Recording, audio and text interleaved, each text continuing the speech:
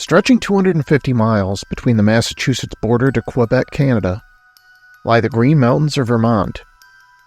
The state of Vermont actually takes its name from this mountain range, which is derived from the French words Vermont, which literally translates to Green Mountains. Its rugged terrain, filled with dense forests and winding paths, making it a favorite for hikers looking for adventure.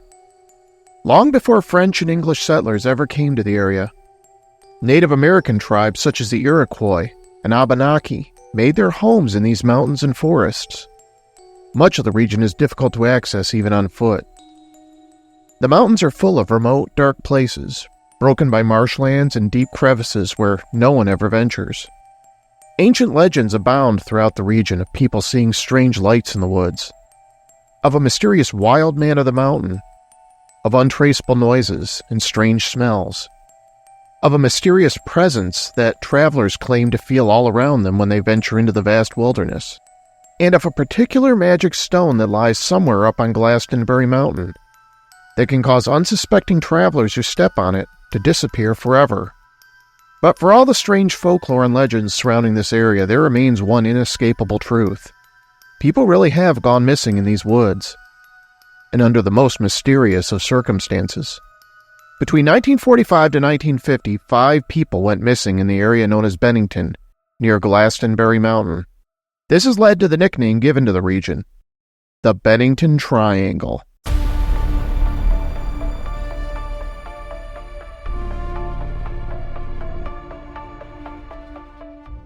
If you were to attempt to climb Glastenbury Mountain, you might find your way to the ghost town that shares the mountain's name. The town of Glastenbury was first chartered in 1761 by Benning Wentworth, then governor of New Hampshire, who was engaged in a competition with the New York governor to see who could make the biggest land grab in the shortest span of time. Legend has it Wentworth didn't know anything about the land he was claiming. He simply snatched it up by drawing lines on a map and declaring it as his. But the harsh long winters and remote and rugged terrain proved daunting to even the toughest settlers, and hardly anyone moved there until the 1800s. For a time, the lumber and charcoal industries became big business throughout the region. As more people moved to Glastenbury Mountain looking for work, 2 small settlements formed, the logging town of Fayville to the north, and South Glastenbury, which became the headquarters for the charcoal industry in the area. Because of the steep mountainous terrain, a connecting road was never built between the 2 towns, and the 2 places remained isolated from one another. Over the years, Glastenbury has seen more than its fair share of misfortune. Disease decimated large numbers of the people who lived there. Many mothers died in childbirth. And more than a few people went mad there. In 1892, a logger named Henry McDowell snapped and beat another man named Jim Crowley to death. He was declared insane and sentenced to life in Waterbury Asylum. Although legend has it that McDowell actually returned to Glastenbury Mountain and continued to live the life of an insane hermit somewhere in the wild. Of course, it's only natural that the area also had its fair share of Bigfoot sightings. In this case, the locals refer to the area's particular version of Bigfoot as the Wild Man, or sometimes the Bennington Monster. Legend has it that in the late 1800s, a stagecoach was passing through the area on a rainy night, when it was forced to stop at a washed-out road. The driver looked down and was astounded to see a massive footprint in the mud, much larger than any human foot could be. The passengers inside the coach then reported something very large that came charging out of the woods at them and attacked the wagon. The creature, everyone agreed, was tall enough to stand on 2 legs and stare directly in at them through the coach's windows, which meant it had to be over 7 feet tall. The creature bellowed loudly and knocked the stagecoach over on its side with a series of massive blows. Then, just as quickly as it came, the Bennington Monster ran away into the night. Although it's probably best to take any Bigfoot story with a healthy dose of skepticism, there are other disturbing stories originating out of these woods that can't be denied. In 1897, on the opening day of Vermont's first hunting season, a 40-year-old Woodford resident named John Harbour was mysteriously murdered in his deer camp south of Glastenbury. His brother and a family friend heard the fatal shot echoing in the woods, then Harbour crying out in pain. But although they found bloodstains on the ground, they didn't find Harbour's body for several hours. Whoever killed him tried to conceal the body by dragging it a considerable distance away from the place where he'd been shot. Today, South Glastenbury is just a withered skeleton of what it had once been. Once the loggers clear-cut all the trees from the region, business dried up and people began to move out in droves. They tried for one season to turn the town into a tourist destination, converting the traditional rail cars into an electric system to bring people up the mountain. But even converting the old loggers' boarding house into a hotel and the former company store into a casino wasn't enough to keep the town alive. In 1897, the first tourist season proved largely successful, but all the clear-cutting of trees led directly to the rapid demise of the town. With no trees to block the flow of water, the following year a devastating flood washed out the train tracks, leaving no good way for people to visit the town, essentially ending it for all time. By the 1930s, the buildings throughout Glastenbury were largely abandoned and had fallen into disrepair. Ripley's Believe It or Not actually added an entry about the town's 3 remaining residents, the Madison family, who held every public office. But by 1937, even the Madisons were gone, and the state government officially disorganized the town, allowing the wilderness to reclaim it. The name of the town still appears on some maps, although there really isn't a town there anymore. Just some decrepit old buildings and the occasional person who comes back to the area trying to live off the grid and make a go of bringing the place back to life. Although much of the trouble that befell the region can be written off as a combination of tragic but mundane circumstances mixed with local superstition, it is true that by the 1940s, something truly strange began to happen in the Glastenbury area. Something that nobody has been able to adequately explain, even today. The year 1945 was when the first person disappeared without a trace, setting off a string of strange disappearances that have baffled investigators for decades. On November 12, 1945, 74-year-old Midy Rivers was hired by a group of 4 hunters to lead them up the mountain. Rivers worked as a hunting and fishing guide, and he knew these woods like the back of his hand.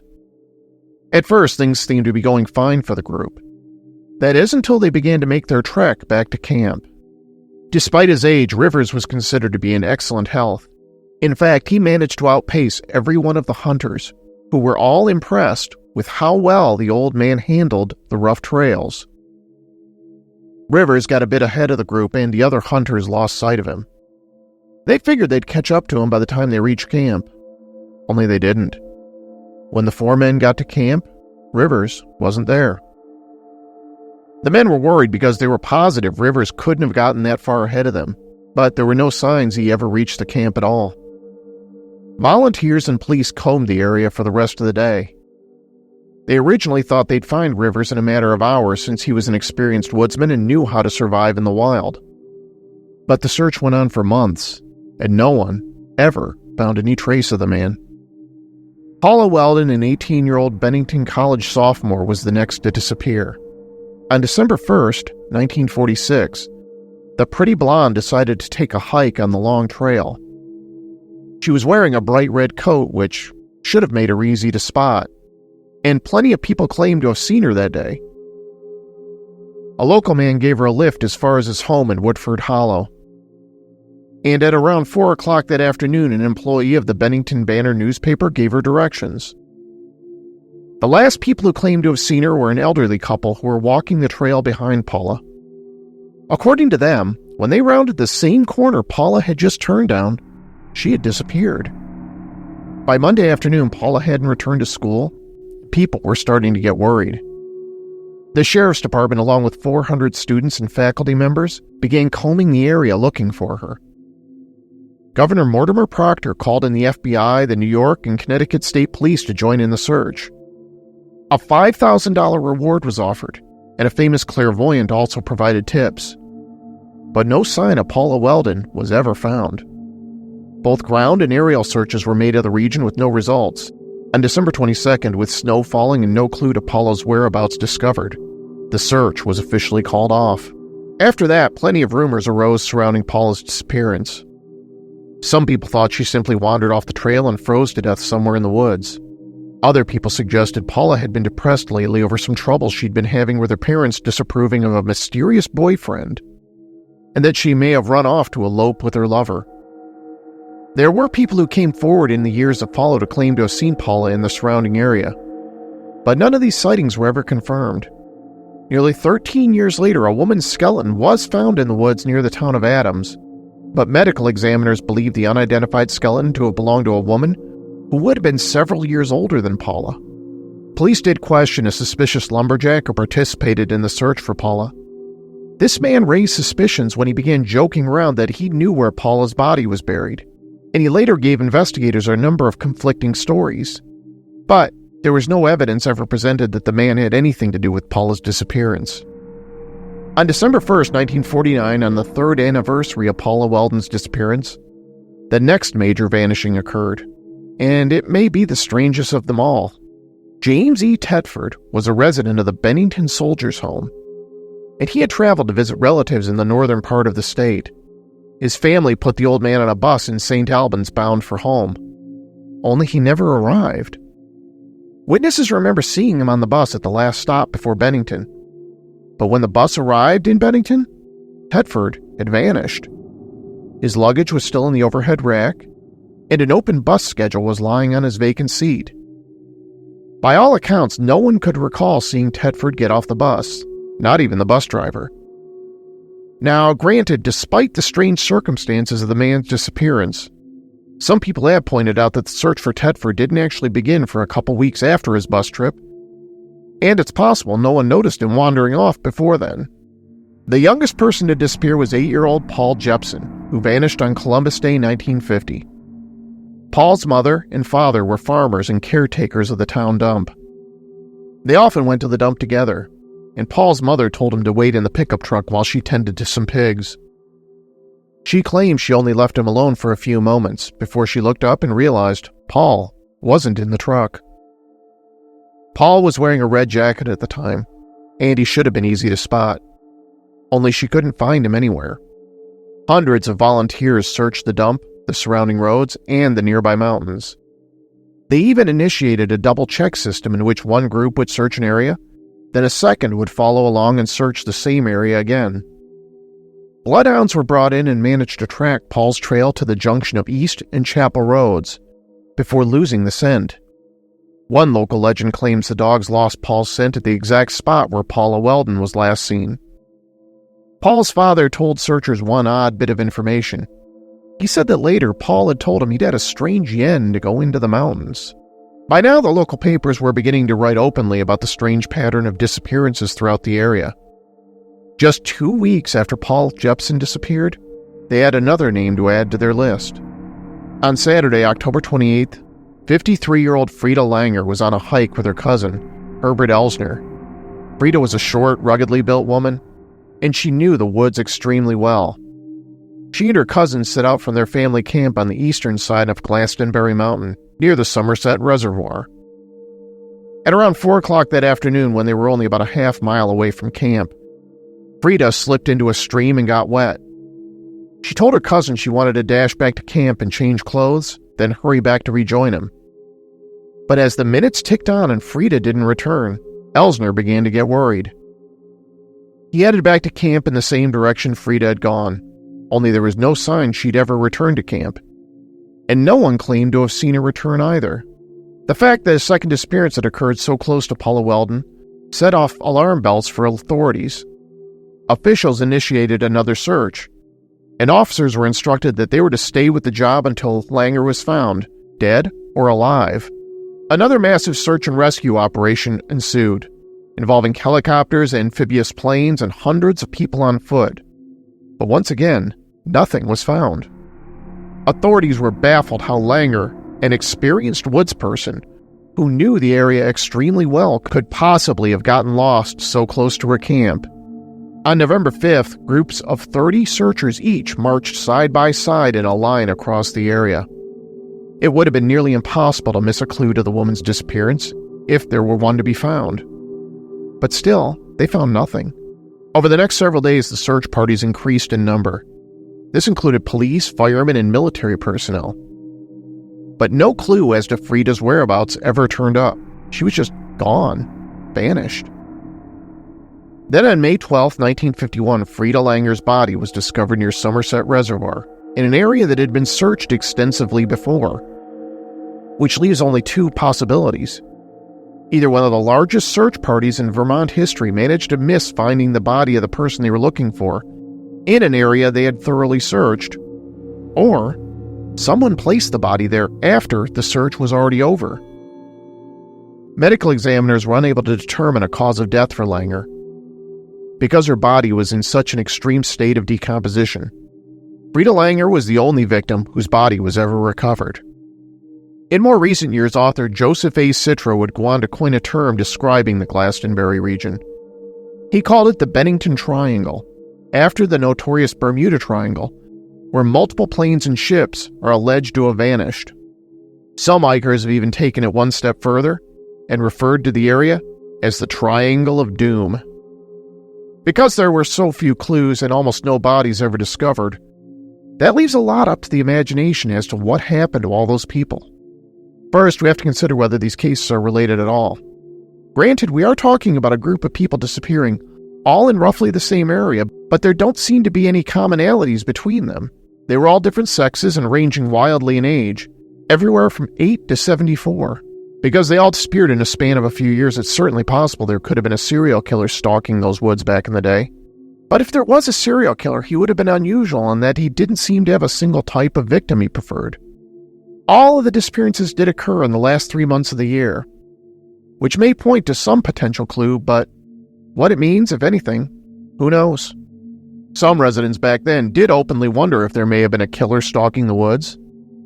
They sometimes referred to the alleged madman as the Bennington Ripper, or the Mad Murderer of the Long Trail. But in the end, there was just no proof of any such individual ever actually existed, or even if all the disappearances were related at all. Of course, with so little to go on, plenty of people have speculated about a supernatural cause for the disappearances. Everything from people being abducted by aliens to interdimensional gateways opening up, then sucking the people into another universe, or even attributing it to the alleged Bennington monster. As recently as 2003, people have reported seeing something they described as looking like someone wearing what appeared to be a gorilla suit wandering through the woods. People who subscribe to the supernatural as being the cause of the disappearances often point to such admittedly strange pieces of information, such as whenever there was snow on the ground, there seemed to be no footprints left behind that pointed to a potential perpetrator, or a direction where the missing person might have wandered off to. Other people have speculated that there could be some more mundane explanations as to what's going on. Some people have suggested that missing people may have fallen prey to bear attacks or mountain lions. Others suggest they may have literally stumbled into their own doom. Remember, most of these disappearances seem to center around an area full of abandoned towns and settlements like Glastenbury and Patch Hollow. That likely means there could be numerous long-forgotten wells and mine shafts that have been dug throughout the woods that an unsuspecting victim could fall into. In recent years, hikers and locals have continued to report sightings of strange lights in the woods and other mysterious occurrences. As the Bennington Triangle has become more well-known, a tourist industry has sprung up around the mystery. People flock to the region hoping to see UFOs or perhaps catch a glimpse of Bigfoot, or something else completely unexpected. There is one more story of a strange disappearance that isn't often lumped in with the other cases I've described here, although it is equally strange, and I'll let you make up your own mind about how it ties in. On November 11, 1943, 37-year-old Carl Herrick was hunting in the woods about 10 miles northeast of Glastenbury with his cousin Henry. At some point, the pair became separated, and Henry made it back to camp, but his cousin Carl never showed up. As night began to fall and temperatures began to drop, Henry hurried back to town and contacted the authorities. The search for Carl went on for 3 days without finding any sign of him. Then, late in the afternoon on the third day, Henry stumbled across Carl's lifeless body lying on the ground in the woods. His rifle was leaning against a tree nearly 70 feet away. Henry reported seeing what he described as huge bear tracks in the snow all around. But what the coroner found when he examined the body didn't point to any bear attack that anyone had ever heard of. In fact, whatever killed Carl defies all rational explanation. You see, whatever killed Carl squeezed him to death with an enormous amount of strength, far more than any human being could do. The medical examiner suggested that Carl's chest had been crushed with the same amount of force you might see in an automobile accident. Only there was no sign that Carl had been in any such accident, not to mention that his body was found in the woods far from the nearest road. Whatever killed Carl Herrick had shattered all his ribs and punctured his lungs internally. The medical examiner was unable to explain what sort of creature could have done that to Carl, just like no one else has ever been able to explain what happened to all the people who went missing on and around Glastenbury Mountain. There is one last detail that may or may not point to some sort of explanation as to what was going on in the area. As I mentioned, long before European settlers ever moved into the region, the forest was home to a few Native American tribes. And although these tribes spread out across the land, they all had one thing in common. None of them lived on Glastenbury Mountain. According to native folklore, Glastenbury Mountain was cursed, and as a result, the only tribesmen to ever reside in the mountain were their dead. The tribes would bury their dead up on the mountain, but they always made sure to leave before nightfall, for they all believed that anyone who attempted to stay on that mountain would never be seen again. Thanks for watching this video. If you'd like to see more like it, please consider clicking the like, subscribe, and bell icons to be reminded when new videos are posted.